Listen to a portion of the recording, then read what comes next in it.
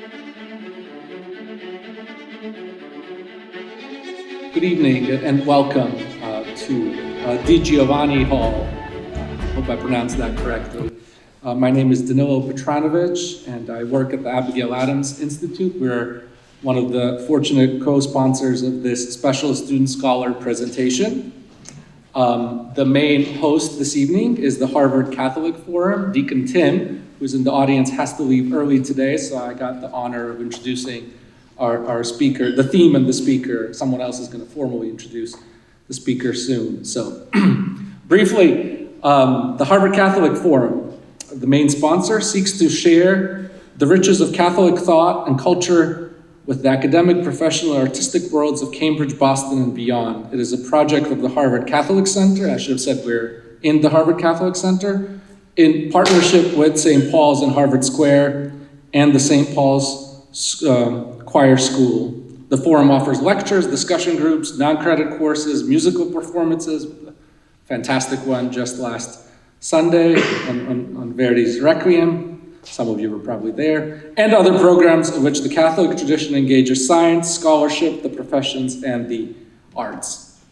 So, and then the student scholar presentation, this is the first one we're doing in partnership with the Harvard Catholic Forum, is the Student Scholar Talk is a project of the Abigail Adams Institute, and the mission of that module is to mainly have, I guess, senior theses present. It doesn't have to be just senior theses, but kind of the biggest work of a young scholar presented in front of an audience of peers and advisors and colleagues and friends, and then to get a critique going as well. So there will be a time for Q&A, and you're encouraged to ask tough questions of Loren.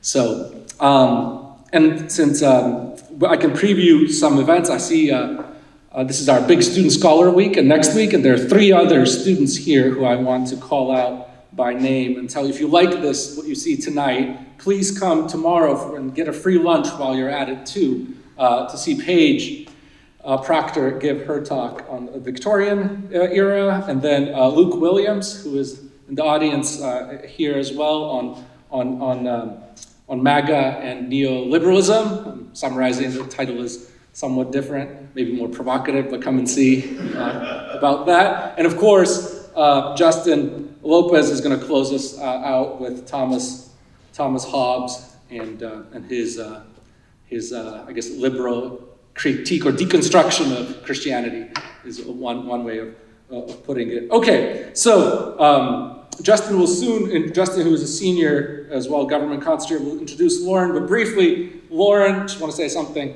about Loren. Loren is, of course, has become a good friend of mine over the last couple of years, but at Abigail, or I should say, and at Abigail Adams Institute, he wore many hats. He was first a regular student fellow, then he became an Artunian fellow, and that means that he was selected for many virtues, the most prominent ones being intellectual ambition, civic courage, and the virtue of faith, capital F. Loren certainly shows all of those, and he was a model Artunian fellow. We, of course, have others this year who are great. Some of them are in the audience, too. And then also, Loren was a devoted Shakespeare reader and a participant in our Shakespeare group for almost 2 years.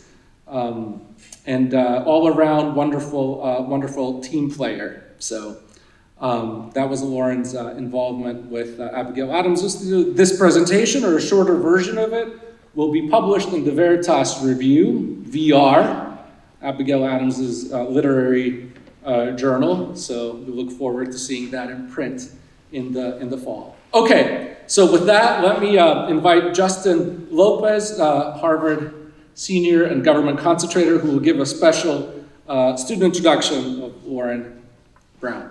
Thank you.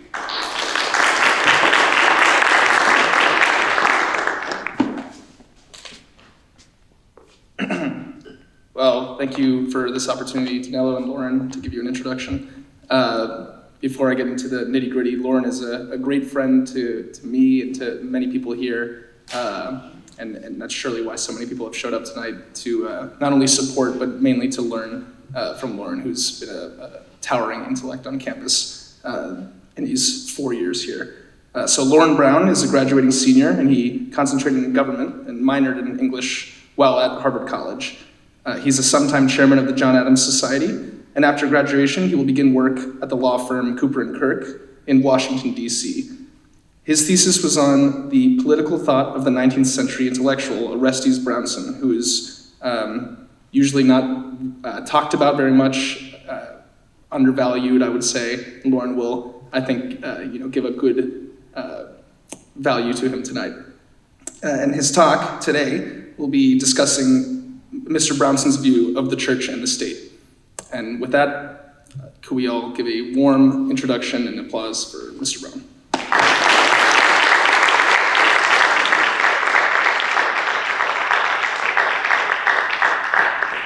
Thank you, Justin and Danilo. I'll actually be working with Justin next year in DC, so I don't think they're ready for that combination.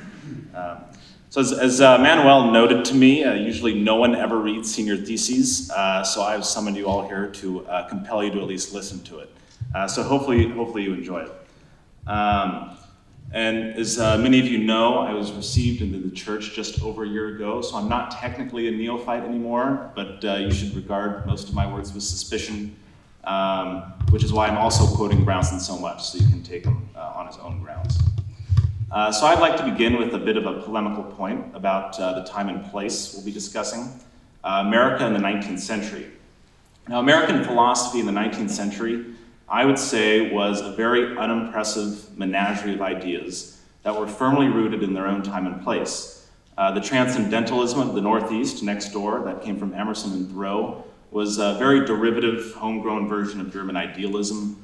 The thinkers of the South, whether they be John Calhoun, Alexander Stevens, debated very provincial philosophical topics amongst themselves before their ideas were made forever taboo by the legacy of slavery. And then such figures such as Henry Clay, Daniel Webster, John Quincy Adams, they're not principally philosophers, but statesmen committed to preserving the Union in any way they could. The regionality of the American mind, however, found its exception in Orestes Augustus Brownson, which is a crazy name. The man, as Justin noted, has little to no name recognition today, and those who might even sympathize with this thought are often unaware of him.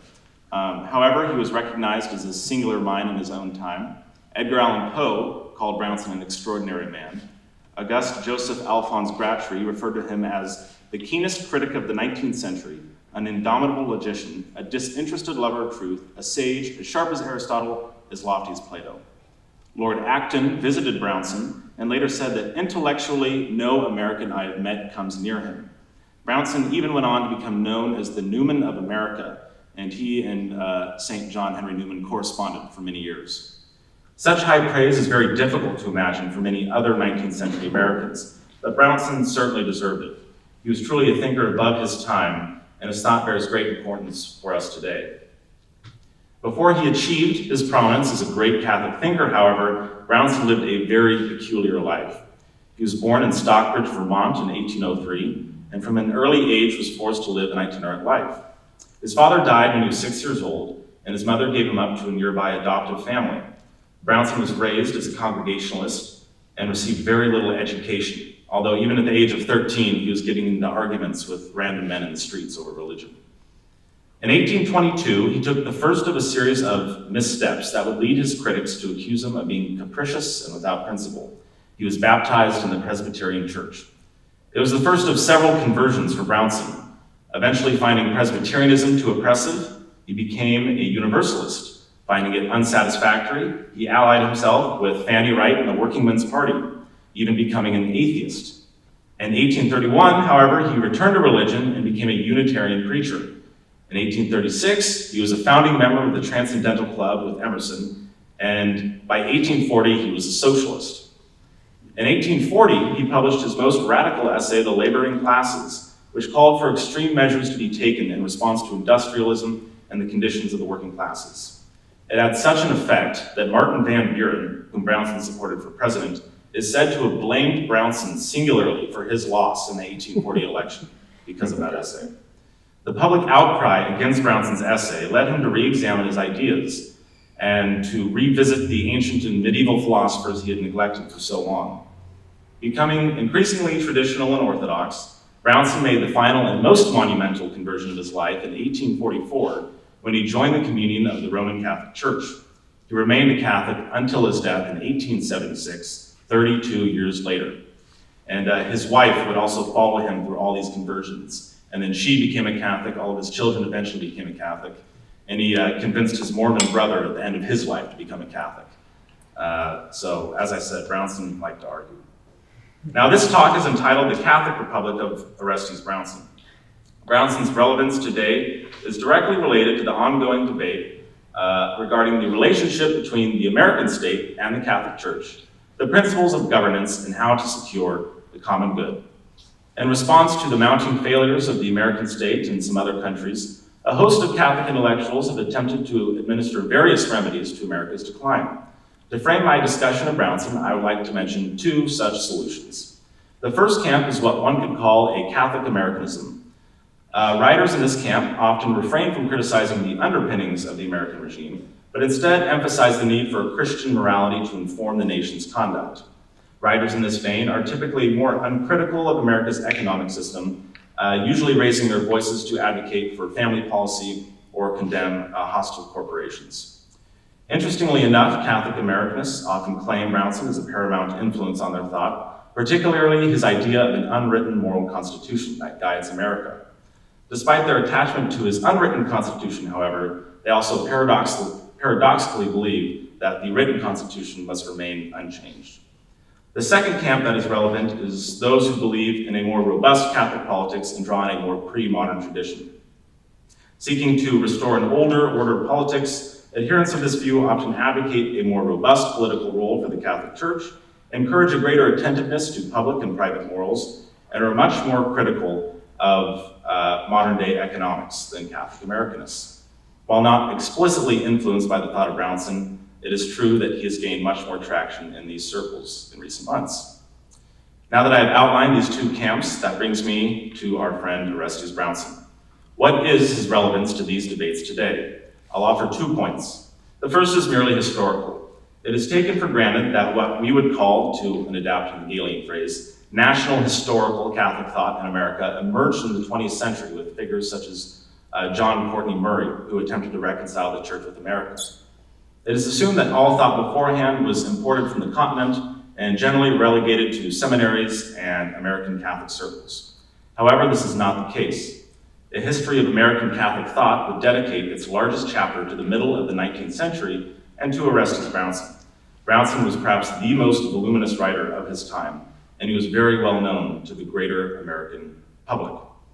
As a result, I'd say his thought is interesting purely for historical reasons, given he is the first great Catholic intellectual that America produced. Second, and much more importantly, however, Brownson addressed the debates that rage today amongst Catholic intellectuals in a definitive and illuminating manner. Writing less than a century after the founding, Brownson viewed the decline that was taking place in his own time to be extremely serious, and as a result, adopted a tone that is even more apocalyptic than that used by writers in our own time. In order to arrest the moral decline of America, Brownson sought to reconstitute the state on moral and religious principles.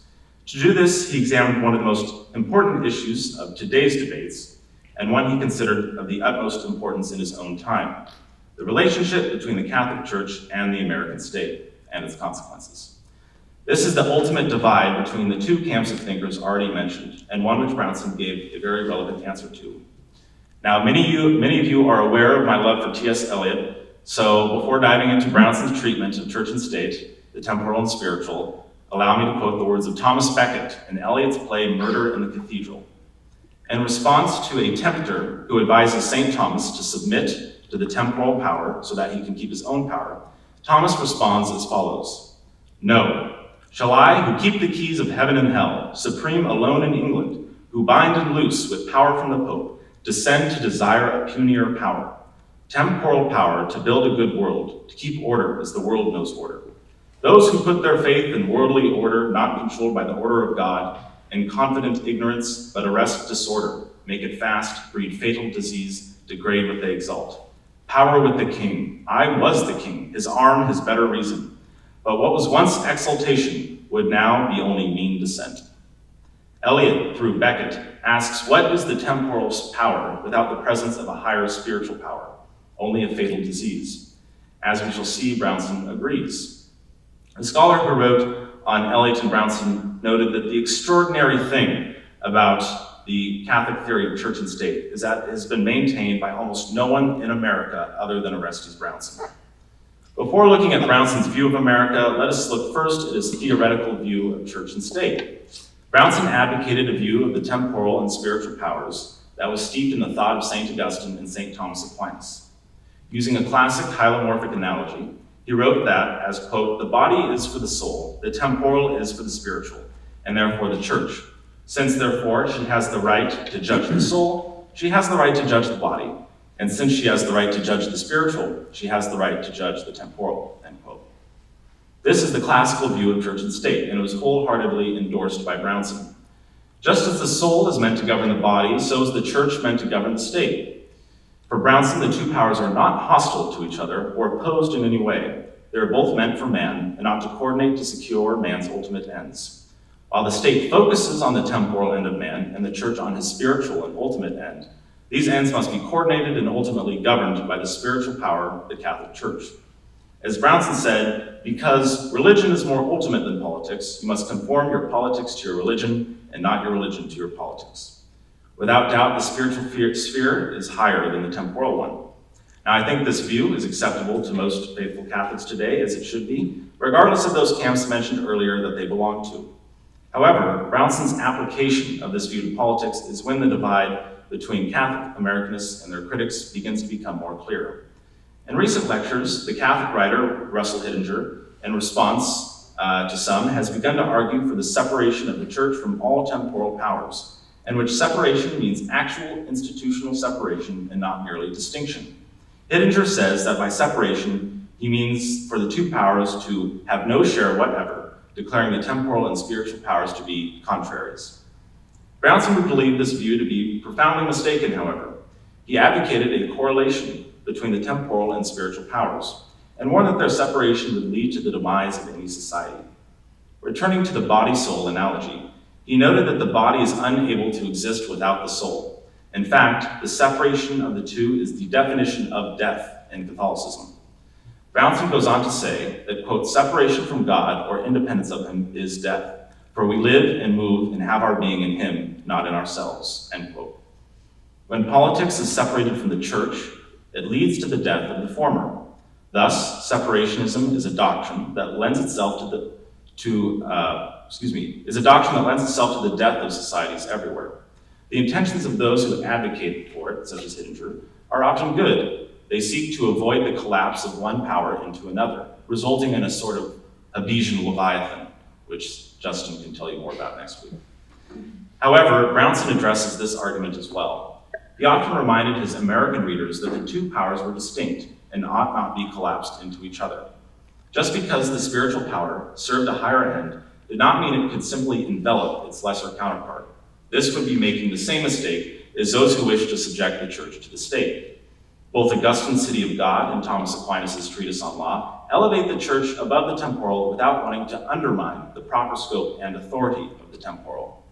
Subordination would be the most apt way to express this denomination of authority.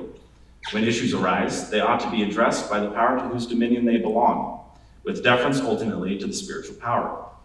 Brownson repeatedly reminds us that, quote, we have never confounded the two orders, never merged one in the other, or denied the substantive existence of either.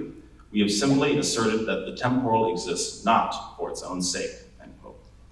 He is simply establishing a hierarchy between the two orders, rather than merging them into a single clerical government, as might often be thought. The temporal government has its own raison d'etre, based on man's natural as well as his spiritual ends, and it should not be considered simply a mere outgrowth of the spiritual power. Now, while the temporal power is neither an outgrowth of the spiritual, nor ought to be identified with it, Brownson believes it is still subordinated to it. Some writers have attempted to obscure his beliefs on this point, claiming he favored a strict separationism on principle. This is not the case. While Brownson did not favor the arrangement of the Middle Ages for his own time, he did have this to say about it. Quote, Under many relations, we believe that after the 10th century to the middle of the 14th, medieval societies were far superior to the present, and that following the destruction of the Roman Empire, the church, having thus the chief part of the work of civil society to perform, it became absolutely necessary that she should have a civil and political existence and authority, that she should be incorporated into the state as an integral element of the civil constitution, and have her worship, without which she could have as little social as religious influence, recognized as the law of the land as well as the law of God, end quote. Now, this wholehearted endorsement of the medieval arrangement cannot be gainsaid by Brownson's more biased readers today. Indeed, Brownson acolytes such as Richard Bryant, Waldo, and others tend to read over such passages in Brownson, as well as his fierce defense of the Pope's deposing power in his own time. Brownson's thinking on church and state was steeped in the medieval tradition, and as a result, it cannot be framed in modern terms as so many are wont to do with his thought today. So now that we have seen Brownson's more abstract thinking on church and state, I would like to speak of his application of it to America. Writing as he was in the 19th century, Brownson faced a far greater opposition than Catholic writers do today. And so it is all the more remarkable that he made the assertions that he did. When it comes to America, the great 20th century liberal intellectual Arthur Schlesinger noted that Brownson was caught between two fires by trying to defend Catholicism against Americans and America against Catholics. And this was a very difficult job indeed, because Brownson's defense of the Pope's deposing power was so extreme that bishops who were previously his friends were calling on him to be excommunicated. Brownson was then vindicated by Pius IX, who sent him a letter commending him for his job. But Brownson attempted to show that America was no different from any other nation or empire in history, and must submit her political principles to theological principles, so that the temporal and spiritual powers can be wielded side by side.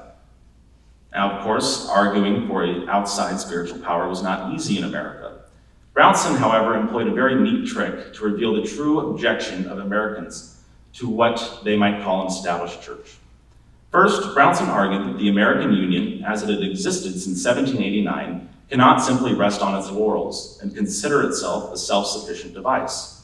Indeed, history, quote, proves that the contrivances of statesmen, the playing off of interest against interest, the division of powers, and the nicely adjusted checks and balances so much relied upon by constitution mongers are and must be inefficient without the presence and energetic support of religion, end quote. John Adams made very much the same observation. So as a result, an outside spiritual power is necessary. But why are Americans so hostile to such an idea?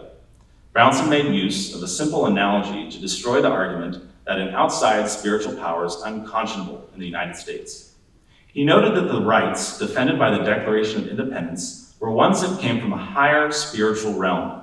Indeed, American colonists were simply asserting their spiritual claims against the temporal power of George III. Therefore, the ultimate reason that anyone might object to Brownson's subjection of the temporal to the spiritual power was only that he was a Catholic. Thus, regarding Brownson's argument, quote, the only thing here to be objected is that the Catholic Church is not the divinely constituted representative of the spiritual order on earth, end quote. Whether they knew it or not, all Americans subordinated the temporal power to the spiritual one in some way. The only question was which spiritual power they followed. Now, of course, Brownson argued for the spiritual power of the church. But what did this look like in the American context? Because the Constitution is insufficient to govern the American state, the church must balance between the claims of authority and liberty and provide a moral compass to the state. However, it must first recognize its own limitations, according to Brownson, and permit religious freedom to exist in American society. One of Brownson's fundamental principles was the incompetency of the state in spirituals, and as such, he thought the state ought not to adjudicate between different faiths, even if it took the Catholic Church as its guide. He wrote that, quote, the freedom of the church is the freedom of the citizen. That is, the recognition by the church of the freedom of the state in temporals or in its own order, and the recognition by the state of the freedom of conscience and its own incompetence in spirituals. The state does not prescribe or tolerate. It protects the religion of the citizen, not as approving or disapproving it, but as before it a natural and inalienable right, end quote. Now, the corollary to this is Brownson did not think the church should seek the public favor of the state. For according to him, the church claims to be a kingdom complete in herself, and to possess without going out of herself all the positive means necessary to fulfill her mission. As a result of this, he also says that it will require little change in the fundamental laws of the nation for the church to fulfill her mission to a satisfying degree in America. I generally agree with Brownson's theoretical view of the temporal and spiritual powers, but here I think he can bear a little friendly critique.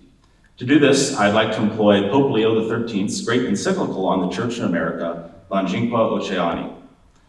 Like Brownson, Leo is generally favorable to the neutrality of the laws in America in regard to the church.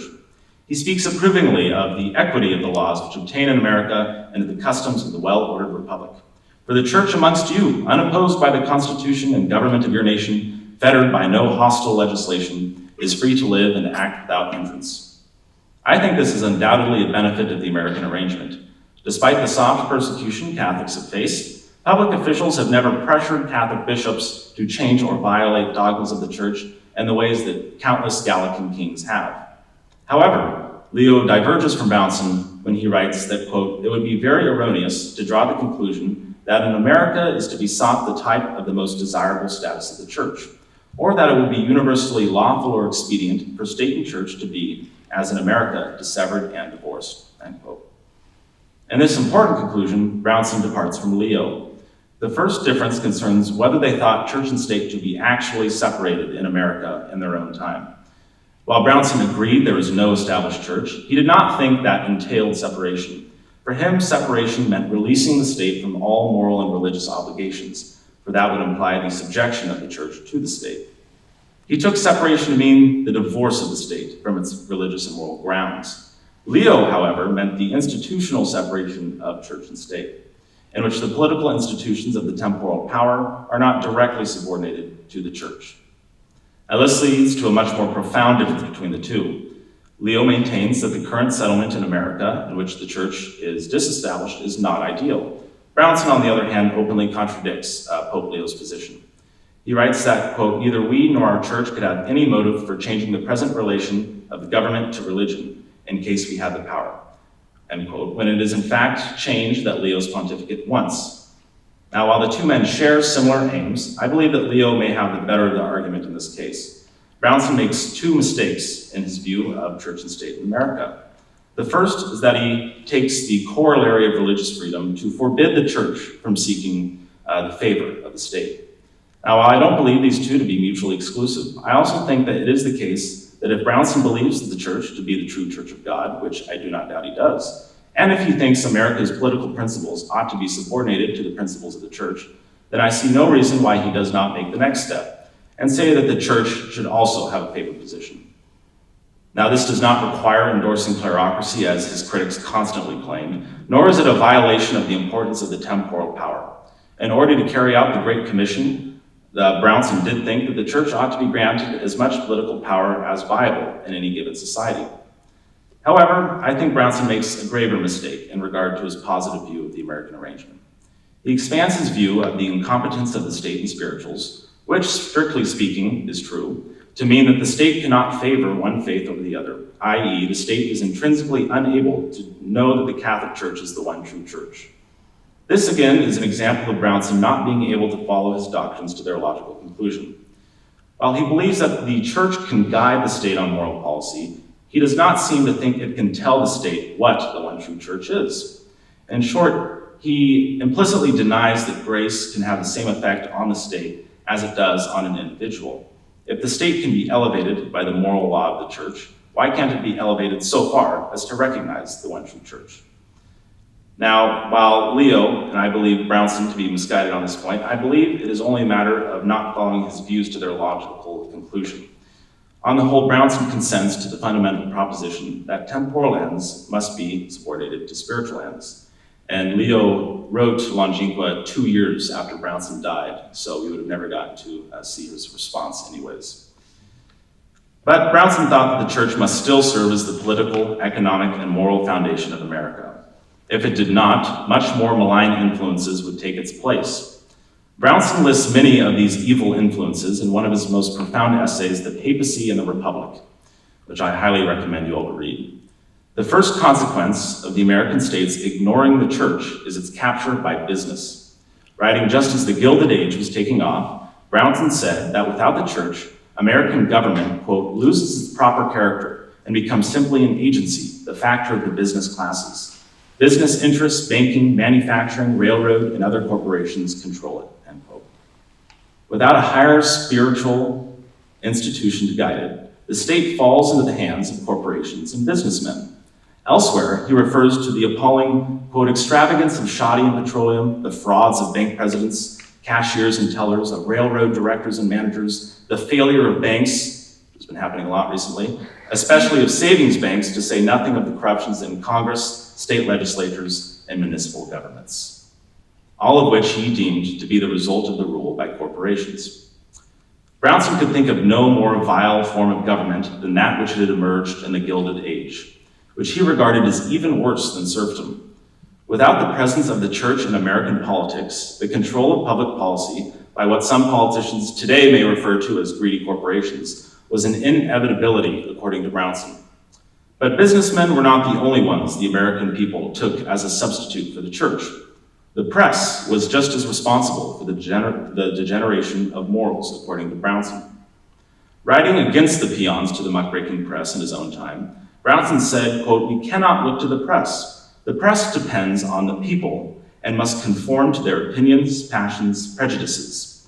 Besides, the independent press, so-called, is the chief corrupter of the people, end quote.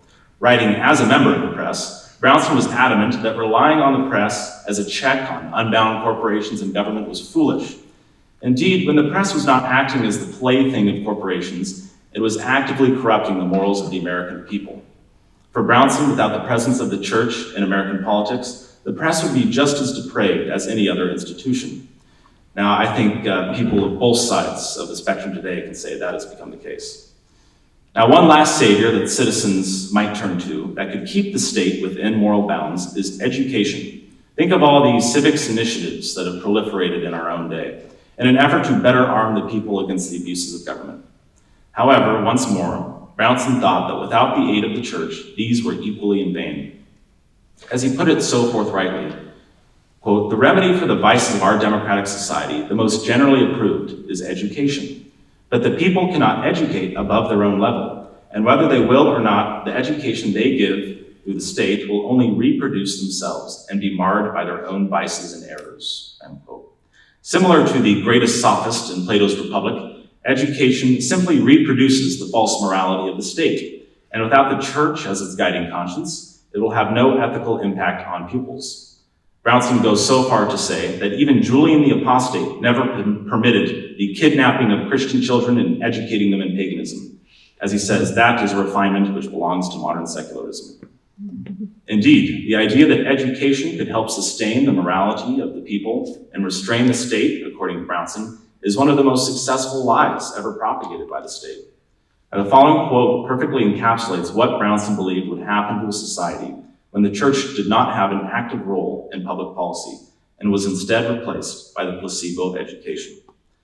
These false principles and ideas in which the American youth are educated, still more out of school than in it, in which sectarian and secular schools can do nothing to correct, are the real sources of the moral, domestic, and social corruption of the American people.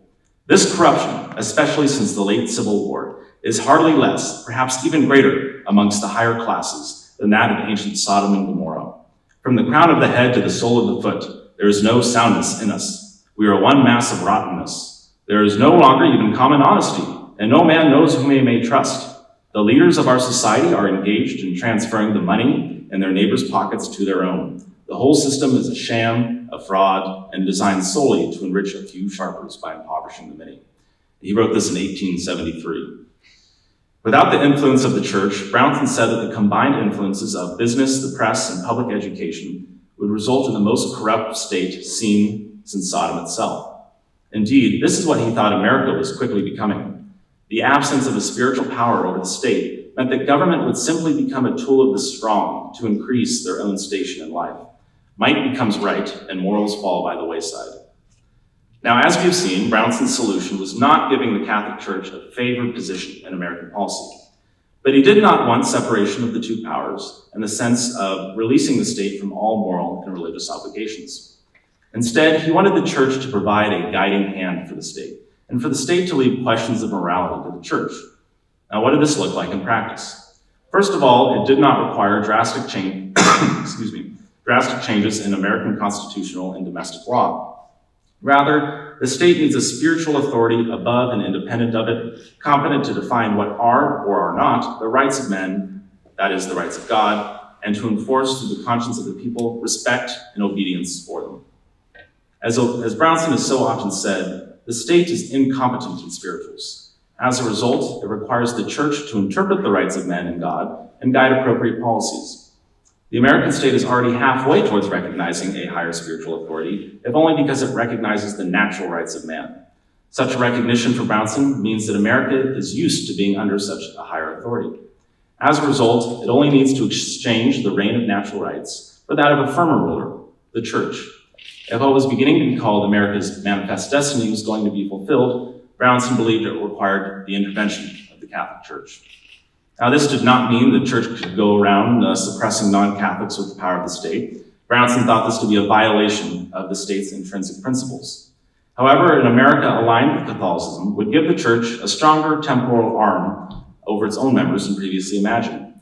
Brownson suggested that the church could call on the state to, quote, suppress an insurgent heresy or schism and to compel those who have personally received the faith to return to the unity from which they have broken away, end quote. For Brownson, it is a matter of bolstering the internal governance of the church.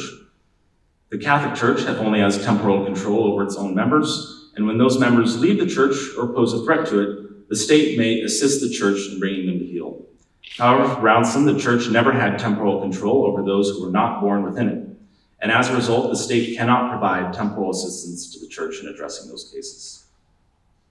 Now, what this does show is that the church does not play merely an indirect role in overseeing temporal society, as some have suggested. While it is first and foremost the conscience of the state, it can also authoritatively call upon the state to enforce certain moral doctrines. Now, perhaps the best way to understand the role of the church in American politics is to see its relation to the state with regard to a specific issue. Here we will turn to the area of law that Brownson thought needed the most reform in his own day, marriage, which is a little surprising given, again, his writing in the 1870s. When it comes to marriage, Brownson writes that the essential question is whether it is a divine or human institution. He reminds his reader that the state has authority over temporal matters only, and so were marriage to be a divine institution, it would be outside the authority of the state.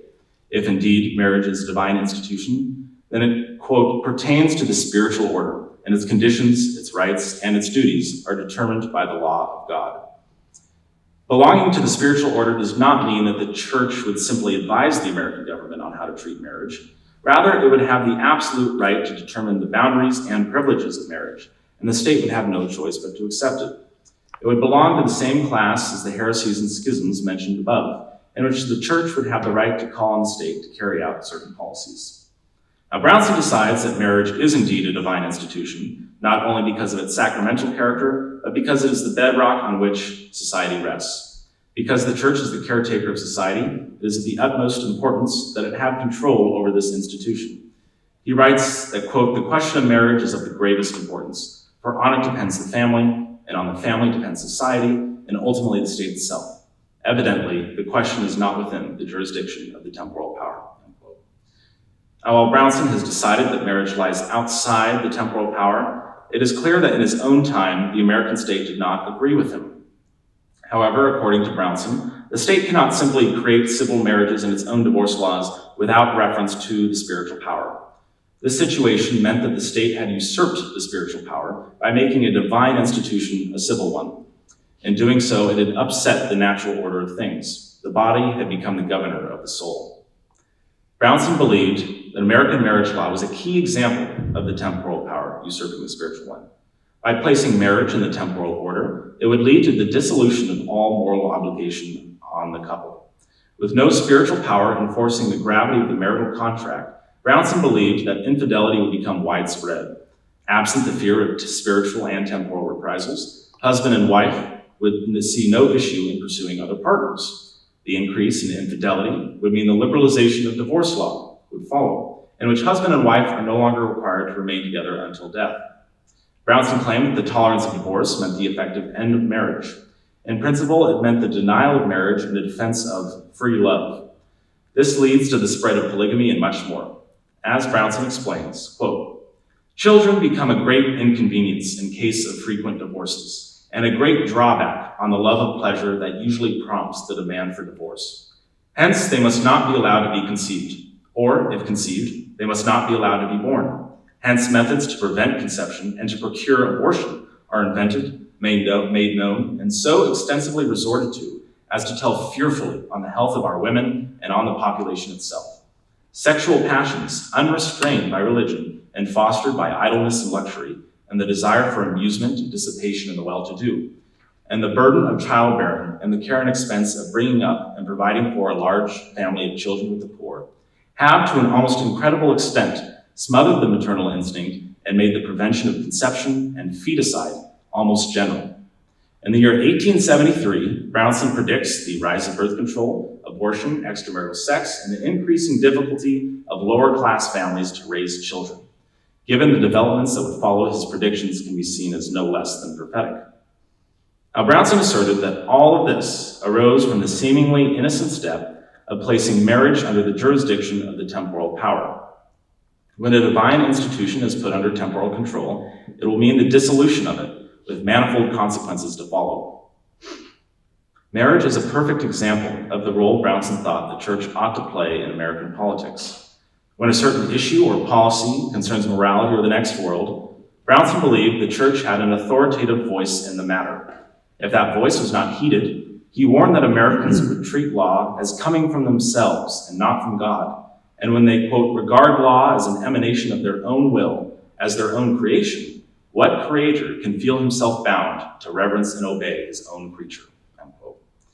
Thus, we see how at the foundation of every political, moral, and social problem is the proper ordering of the temporal and spiritual powers. Now, to conclude, I would like to return to Brownson's position amongst Catholic intellectuals today, particularly in regard to his doctrine of church and state.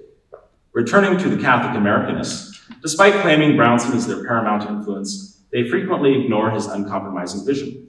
These thinkers too often take America on its own terms, whereas Brownson absolutely refused to do so. As we have just heard, Brownson wanted an America built on Catholic principles, taking the church as its guide. Brownson would consider it a tragedy that many Catholic thinkers have made their peace with such a myopic view of politics. As to the second group, those who were critical of both sides of the political spectrum, Brownson would likely find more sympathy.